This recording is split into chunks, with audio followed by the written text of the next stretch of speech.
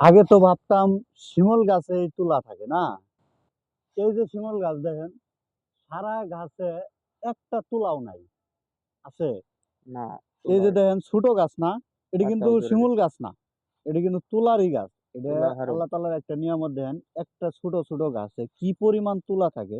এটা যদি আপনার বড় করা হয় অনেকটা দেখা যাবে। হ্যাঁ, এই যে দেখেন ছোট গাছটা কিন্তু ছোট, একদম ছোট। সে নিজের ওয়েটটা নিজে নিতে পারছে না, পর্যাপ্ত পরিমাণ তুলা ধরে আছে, বয়স অল্প।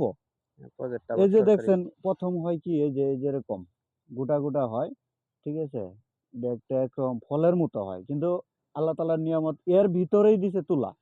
এটা যত দেখতেছেন ছোট, কিন্তু এটা আপনার যত বয়স হবে এটা ফুললে এই যে পরিমাণ, একটার ভিতরে একটা কতটুকু এই এই পরিমাণ তুলা হবে একটা ফলের ভিতরে।